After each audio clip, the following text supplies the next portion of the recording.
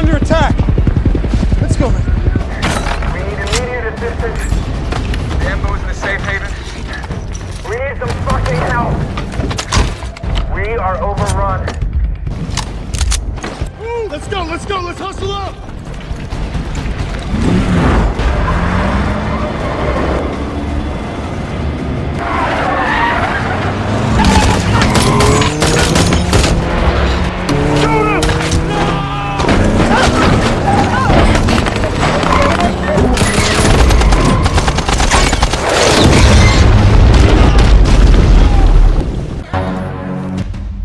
Halo semuanya, saya Chandra. Di episode kali ini saya akan menceritakan lagi sebuah alur cerita film aksi perang yang berjudul 13 Hours The Circled Soldier of Benghazi. Film yang dirilis pada 15 Januari 2016 ini merupakan film perang biografi dari Amerika Serikat. Filmnya diangkat berdasarkan kisah nyata yang menceritakan tentang keadaan negara Libya pada tahun 2012 yang cukup mencekam pasca terjadinya revolusi yang menggulingkan pemerintahan Muammar Gaddafi setelah berkuasa selama 42 tahun. Negara Libya pun dicap menjadi negara paling berbahaya di dunia. Maka dari itu pihak Amerika mengirim gabungan pasukan elit terbaiknya untuk menjaga aset mereka yang ada di sana dan mengontrol persenjataan di negara Libya agar tidak jatuh ke tangan pemberontak dan teroris. Namun semua itu tak terkendali hingga pertempuran berdarah pun terjadi. Nah, bagaimanakah kisah selengkapnya? Tanpa menunggu berlama-lama, langsung saja kita mulai alur cerita filmnya. Tapi sebelum itu seperti biasa kita harus intro dulu.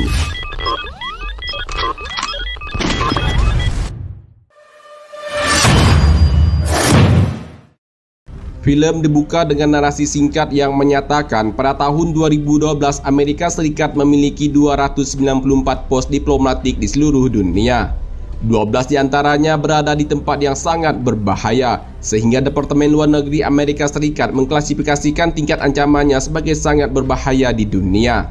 2 diantaranya berada di Libya, yaitu di Tripoli dan Benghazi.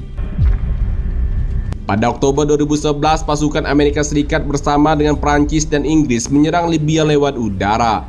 Di saat serangan udara berlangsung, rakyat Libya menggulingkan Muammar Gaddafi dengan paksa setelah 42 tahun memerintah dengan kejam. Adanya campur tangan negara-negara NATO dalam konflik berdarah tersebut membuat negara Libya bagaikan neraka dunia. Pasca jatuhnya pemerintahan Gaddafi, Libya bak seperti negara tak bertuan. Sehingga keadaan ini pun dimanfaatkan oleh kelompok-kelompok bersenjata untuk memperebutkan gudang senjata terbesar milik Gaddafi. Situasi ini pun semakin mencekam dan berkecamuk karena antar kelompok saling serang demi menguasai gudang senjata, sehingga perang saudara pun terjadi. Kota Benghazi pun dinobatkan menjadi salah satu tempat yang paling berbahaya di dunia. Karena kejadian tersebut, semua kedutaan asing ditutup, kecuali pos diplomatik Amerika Serikat dan markas rahasia CIA. Diketahui begitu banyak persenjataan peninggalan rezim Gaddafi yang telah jatuh ke berbagai faksi milisi di Libya. Maka dari itu CIA mengawasi senjata mematikan tersebut sebelum tersebar ke pasar gelap internasional. Dan untuk mengamankan dan melindungi segala kegiatan CIA selama di Benghazi, CIA menyewa 6 anggota pensiunan tentara Amerika yang pernah bertugas di berbagai kesatuan pasukan elit Amerika Serikat, seperti di US Navy SEAL dan Ranger Angkatan Darat, dengan sandi tim GRS yang merupakan singkatan dari Global Response Staff.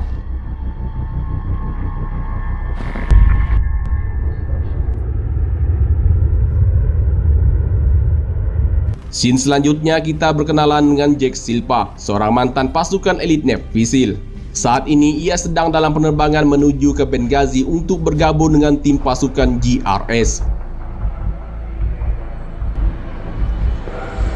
Setibanya mendarat di Bandara Benia, Libya, Jack dijemput oleh rekannya bernama Ron, yang merupakan komandan tim GRS. Singkat cerita, di dalam perjalanan, Ron memberitahu Jack tim pasukan GRS hanya berjumlah 6 orang. Selain mereka berdua, ada 3 orang dari mantan marinir dan 1 orangnya dari mantan Ranger Angkatan Darat. Kini keempat anggota tersebut sedang berada di Nek markas pos CIA. Saat di tengah perjalanan, keduanya terjebak di tengah jalan lingkar kelima yang dikuasai oleh kelompok pemberontak bersenjata lengkap. Shit, we're boxed in. It's loaded. Welcome to Benghazi. Base, this is Ron. Command over. Tak bisa bergerak, Ron kemudian menghubungi markasnya untuk meminta bantuan udara. Namun dukungan pasukan tak diperkenankan oleh Bob selaku kepala CIA di Benghazi karena keterbatasan personil keamanan di kantor CIA. Lalu kemudian para pemberontak ini pun mendekati kendaraan keduanya bermaksud untuk melakukan pemeriksaan yang disertai ancaman. Namun Ron menolak untuk diperiksa sehingga terjadilah I want the car! Ron lalu mengancam balik pemimpin pemberontak tersebut dengan mengatakan jika saat ini militer Amerika sedang mengawasi dan mengintai melalui drone atau pesawat tanpa awak yang dapat mengenali identitas mereka. Maka jika terjadi apa-apa dengan keduanya, militer Amerika tak segan-segan menghancurkan tempat tersebut dan akan membunuh semua anggota pasukan pemberontaknya yang ada di Libya, termasuk dengan keluarganya juga. Percaya dengan ancaman dari Ron, pemimpin pemberontak itu pun membebaskan dan membiarkan Ron dan Jack pergi. We got air support? We don't have any fucking support.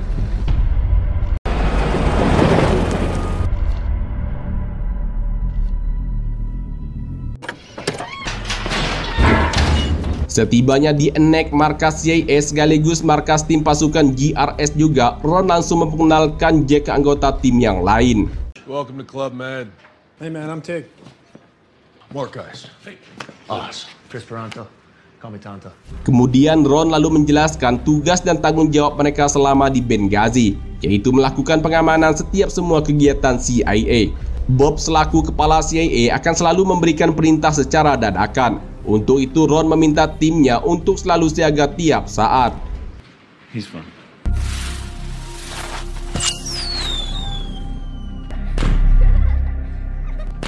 Damn kids. Keesokan harinya, Jack mendapat tugas pertamanya semenjak bergabung di tim GRS. Mereka diminta untuk mengawal 2 orang petugas agen CIA yang akan melakukan penyamaran sebagai Exxon Mobil untuk melakukan pertemuan dengan seorang pengusaha Libya. Pertemuan tersebut akan berlangsung di restoran Italia yang berada di tengah kota Benghazi.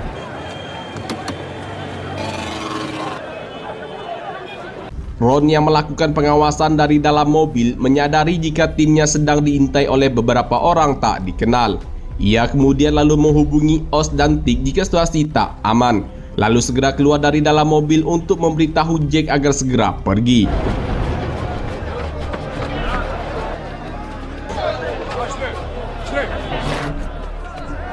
Go.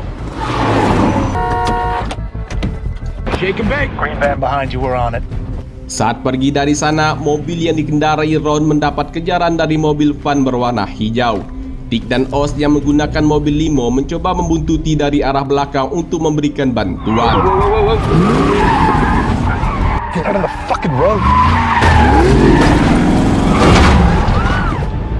Pardon me. Switch sides.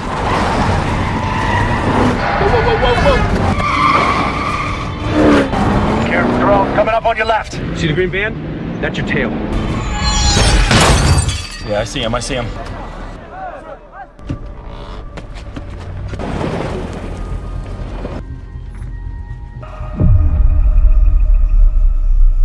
5 minggu kemudian, tim GRS dihubungi oleh rekan mereka bernama Glenn yang sedang berada di Tripoli.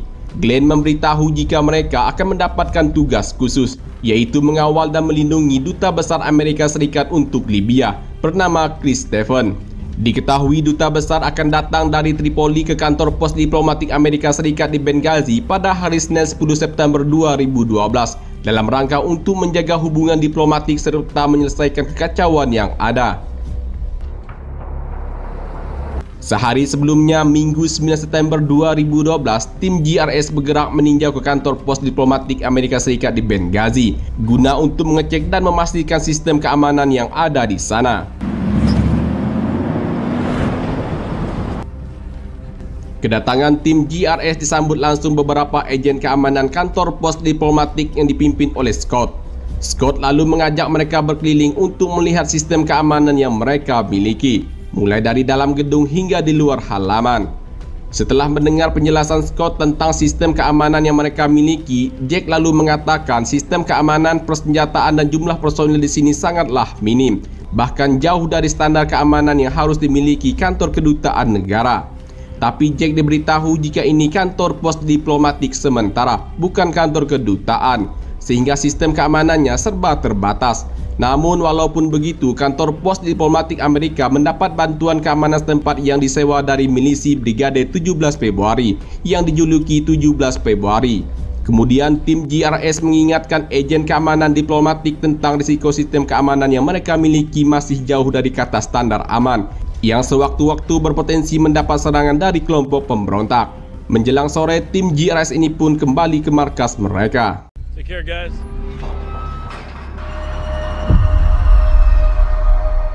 Keesokan harinya, Senin 10 September 2012, Duta Besar Amerika Serikat Chris Stephen tiba di Benghazi dan langsung berkunjung ke markas CIA. Kemudian tim GRS ini pun mengawal Duta Besar pergi ke kantor wali kota untuk melakukan pertemuan tertutup di sana. Dan setelah itu menyampaikan pidato singkatnya mengenai negara Amerika yang akan membantu Libya merdeka, demokratis, dan sejahtera. America is here for you. Selesai melakukan pertemuan dengan wali kota, tim GRS ini pun lalu mengantar Duta Besar menuju ke tempat istirahatnya di kantor pos diplomatik Amerika Serikat. Good night.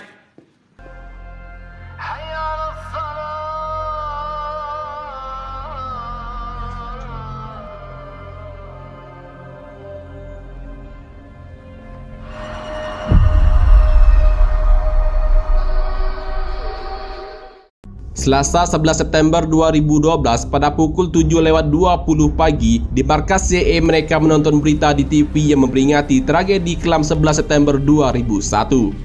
Di saat yang bersamaan di sekitaran kantor pos diplomatik Amerika terlihat ada beberapa orang yang mencurigakan yang sedang mengawasi dan memotret area kompleks tempat duta besar beristirahat. Markas CIA juga tak luput dari pantauan kelompok tersebut. Sepertinya ada sesuatu yang akan terjadi dengan dua tempat tersebut.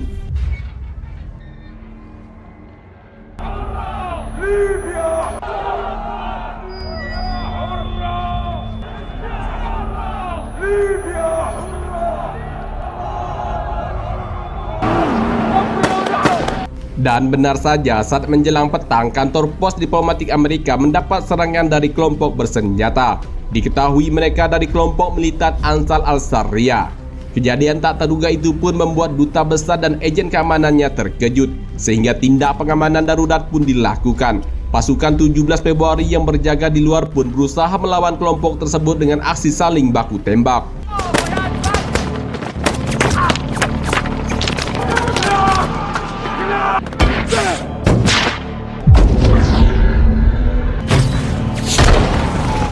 Tak butuh waktu lama, kelompok Ansar al-Sharia pun berhasil masuk ke dalam kompleks pos diplomatik setelah menumbangkan semua pasukan Brigade 17 Februari. Duta besar dan staf IT-nya pun diminta agen Scott untuk masuk ke dalam ruang pengamanan khusus yang ada di dalam gedung. Kemudian Scott menghubungi markas CIA untuk meminta bantuan. GRS, muster in the CP right now. Annex, we have attackers on combat.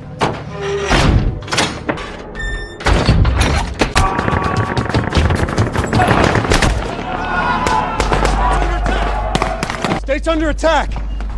Let's go.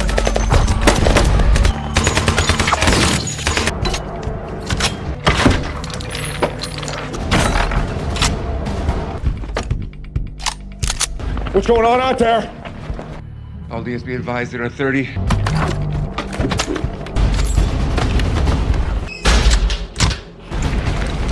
Listen up. Two vehicles station ready. Let's go. Move.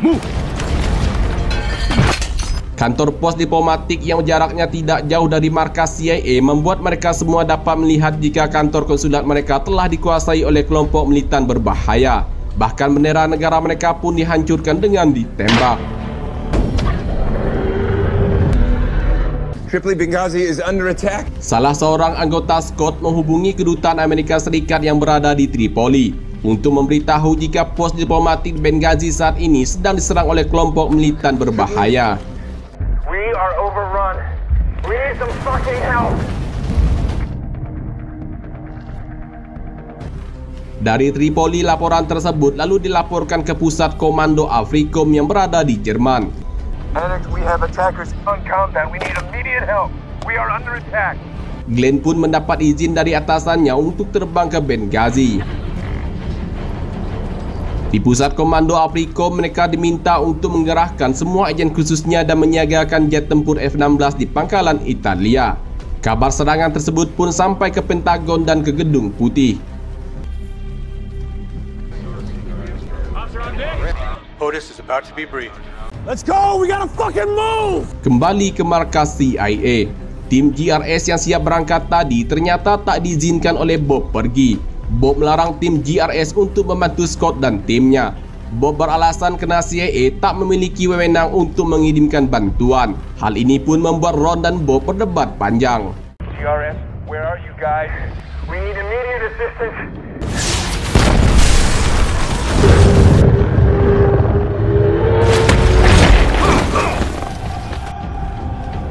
Dari ruang kontrol CCTV, anggota Scott memberitahunya jika kelompok militan saat ini sedang menuju ke tempat persembunyian duta besar.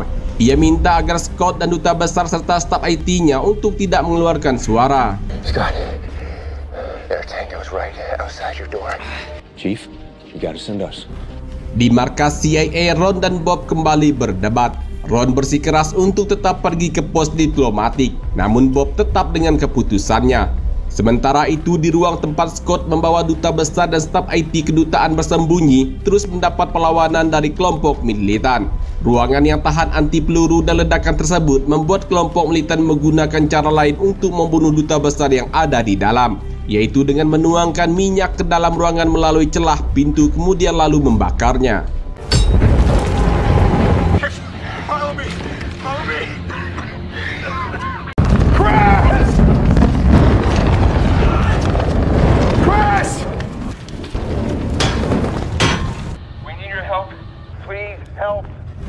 Di markas CIA, lagi-lagi tim GRS mendengar melalui alat komunikasinya jika agen keamanan pos diplomatik meminta bantuan mereka. Tak tahan hanya melihat saja, Ron pun lalu membawa timnya untuk pergi dan tak mempedulikan perintah dari Bob.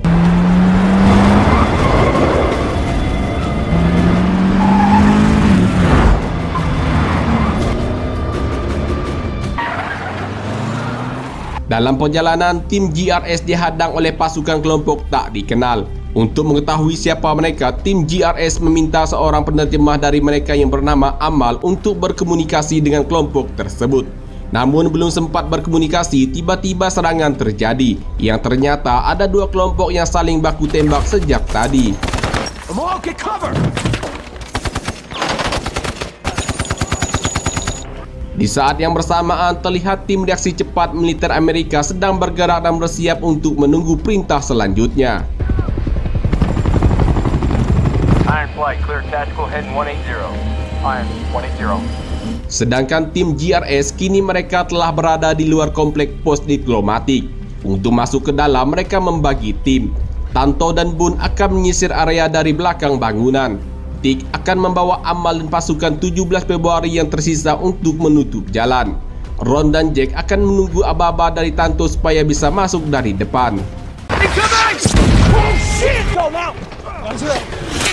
Take drop that tactical, we're dead!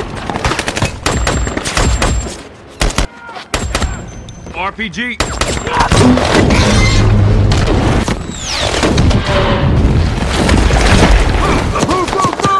Tonto, move! Go, go, hustle! Move, move, move!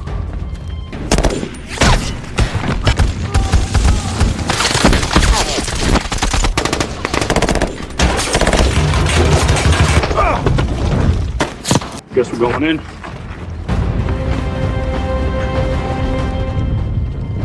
Berhasil masuk ke dalam, Ron bertemu dengan Scott yang berhasil keluar dari ruangan yang terbakar.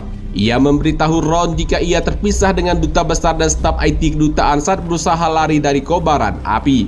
Kemudian Jack dan Ron pun berusaha mengelilingi bangunan untuk mengecek dan mencari di mana duta besar Amerika saat ini berada. Chris Steven! Hey, yeah, come back! This is John Smith, RIT guy. Go, go! Setelah lama mencari, Ron dan Jack pun hanya menemukan staf IT duta besar yang sudah tak bernyawa lagi. Staf IT tersebut lalu dievakuasi ke dalam mobil. Namun Amal tiba-tiba datang dan memberitahu jika kelompok militan sedang berkumpul di luar dan menambah kekuatan penuh untuk menyerang kembali. Dengan segera, Ron pun lalu memerintahkan semua anggotanya untuk mengumpulkan semua dokumen rahasia yang berada di ruangan CCTV dan mengevakuasi Scott serta anggotanya. Yes! Get to your car. Let's go, move. Belum selesai proses evakuasi, tim GRS tiba-tiba mendapat serangan dari kelompok militan yang tak berperi kemanusiaan tersebut.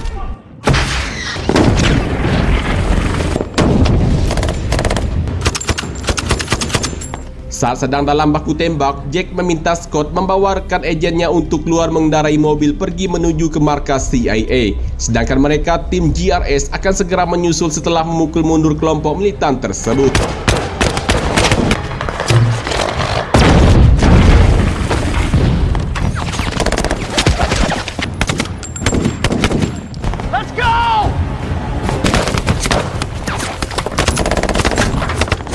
Tonto, boom, consolidate. Let's get the fuck out of here. Move! Move, man! That door open!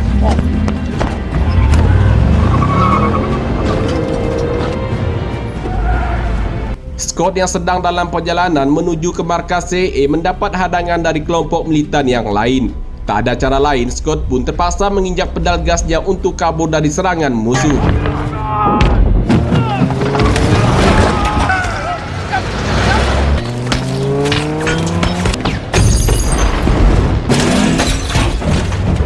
RPG!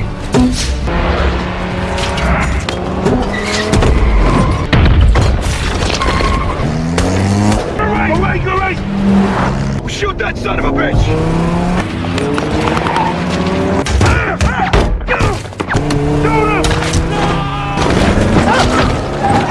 Keep going!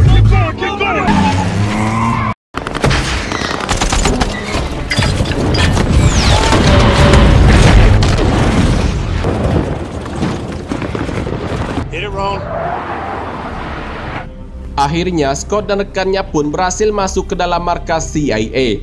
Tak lama kemudian disusul oleh kendaraan Ron dan anggotanya.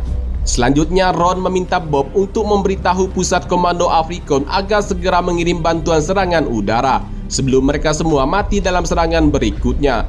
Lalu Bob mengatakan ia sudah berkomunikasi sebelumnya dengan markas pusat. Hasilnya, bantuan serangan udara tak akan datang karena pesawat penyerang di luar jangkauan pengisian bahan bakar. Markas pusat hanya mengirim pesawat tanpa awak dari Pentagon untuk mengawasi keadaan mereka saat ini.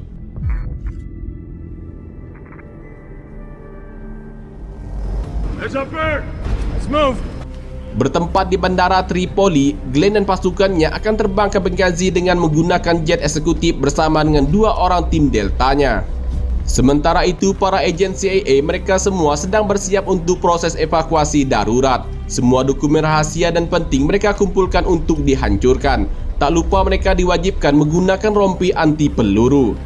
Di ruang persenjataan, Ron kembali membagi tugas tim. Jack dan Tick akan bersiaga di gedung D. Ron bersiap di gedung C. Tonto dan Boone bergerak di gedung A.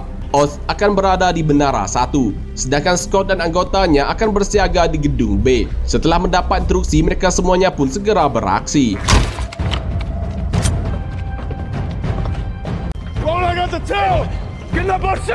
Belum lama bersiaga di posisinya masing-masing, kelompok militan ini pun langsung melancarkan serangan ke arah bangunan markas CIA.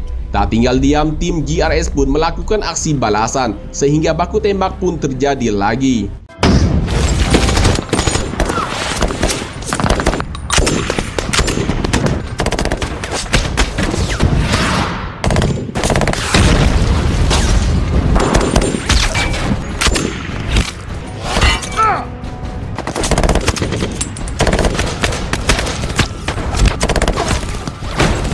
That's a mistake.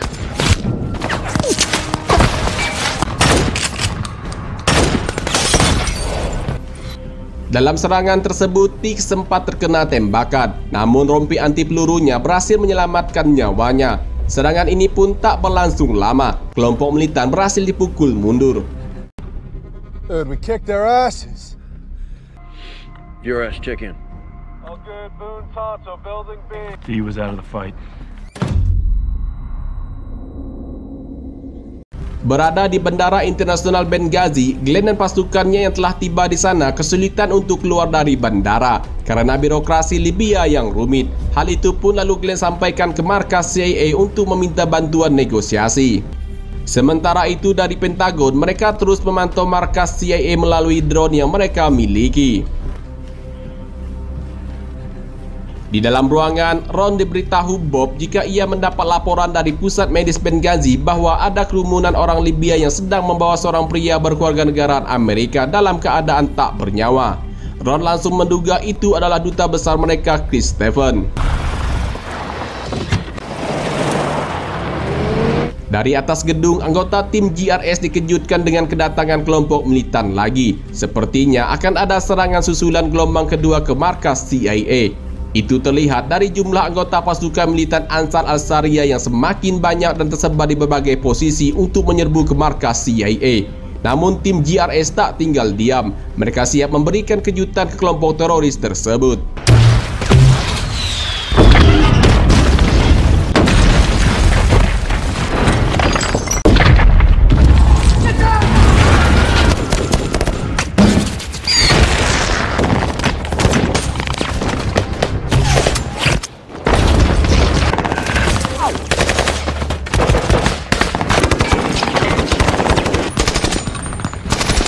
Hit the bus! Take tree line.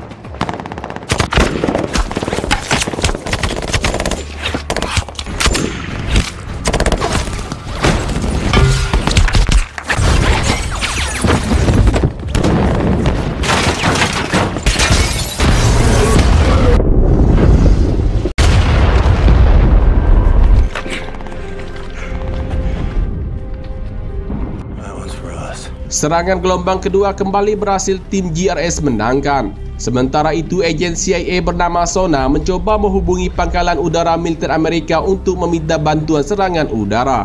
Namun lagi-lagi pihak militer di sana tak dapat mengabulkan permintaan tersebut. Dari atas gedung, anggota tim GRS mendapat laporan jika Glenn dan pasukannya telah berhasil keluar dari bandara dan sedang menuju ke markas CIA. Cavalry's here. Blue! Kedatangan Glenn dan pasukannya di markas CIA tak sendirian. Ia bersama dengan pasukan komandan tentara Libya. Namun ketika ada serangan kembali terjadi, pasukan komandan Libya ini pun segera kabur dari markas CIA yang membuat Ron dan timnya kembali bertempur untuk yang ketiga kalinya.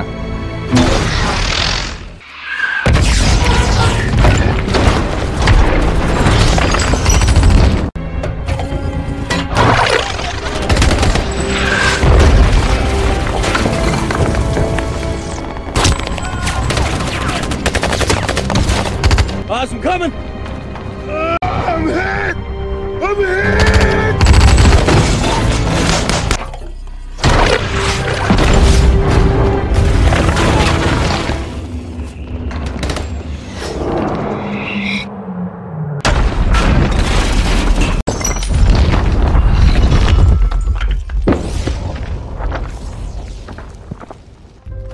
Glenn. Road! Dalam serangan tersebut, Ron tewas terkena ledakan mortil dari kelompok militan saat ia berusaha menyelamatkan Oz yang terkena serpihan ledakan tadi. Tak hanya Ron, Glenn pun tewas di tempat terkena ledakan mortil. Sedangkan satu orang anggota Scott mengalami luka tembak yang cukup parah. Ia pun mendapat pertolongan dari Tick dan segera dibawa ke ruangan medis. Begitu juga dengan Oz, ia pun mendapat perawatan medis dari rekan agen CIA. Tewasnya Ron dan Glenn membuat semua anggota tim bersedih. Belum usai mengevakuasi rekan mereka dari atas gedung, Tanto dan Boone memberitahu semua anggota tim bahwa terdapat 40-50 kendaraan bersenjata lengkap dan jumlah personil yang banyak sedang menuju ke markas mereka. Kekuatan tempur yang begitu besar membuat pasukan Amerika ini kehilangan harapan untuk hidup kembali, dan mereka terlihat pasrah dengan apa yang akan terjadi. Sebelum baku tembak terjadi lagi, Tanto mencoba menunjukkan sandi ke pasukan tersebut, yang ternyata sandi Tanto dibalas dengan hal yang sama, yang berarti pasukan yang datang tersebut bagian dari pihak Amerika. Kabar baik itu pun lalu Tanto sampaikan ke semua rekan-rekannya.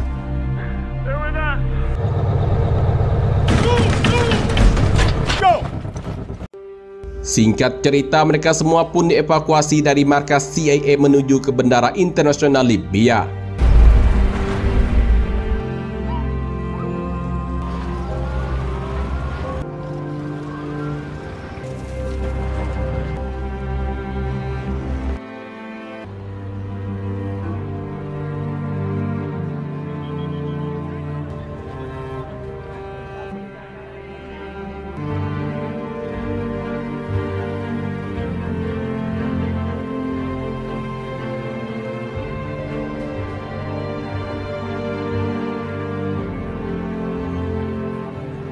Kapasitas angkut pesawat yang tak dapat menampung semua kru membuat keempat anggota tim GRS harus menunggu keberangkatan penerbangan berikutnya. Tak lama kemudian datang konvoi kendaraan yang membawa jenazah Duta Besar Amerika, Chris Stephen. Jenazah Chris Stephen akan diterbangkan bersamaan dengan 3 jenazah lainnya, yaitu Glenn, Ron, dan staf IT kedutaan.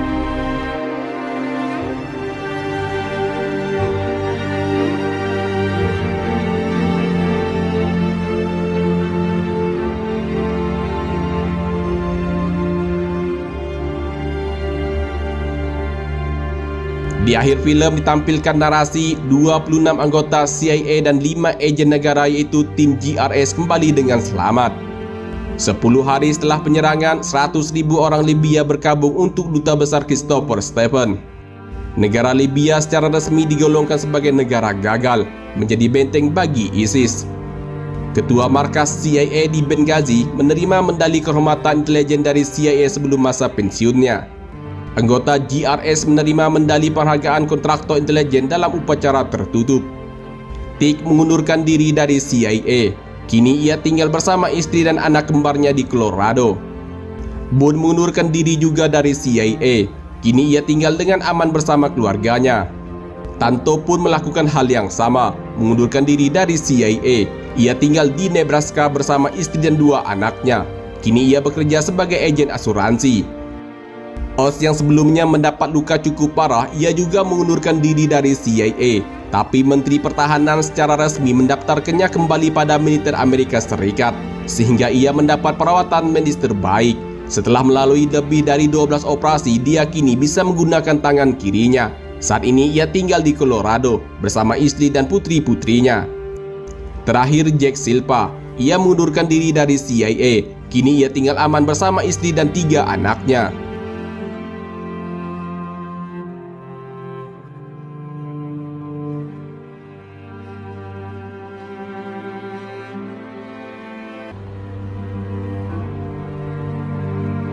Scene selanjutnya ditampilkan foto asli dari Duta Besar Amerika Christopher Stephen, Gene Smith staf IT kedutaan, Ron, dan Glenn. Mereka semua dimakamkan secara militer.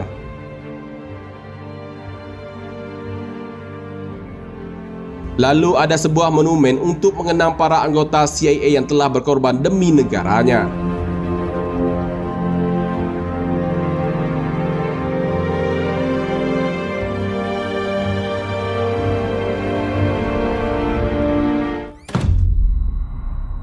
Dan filmnya pun selesai.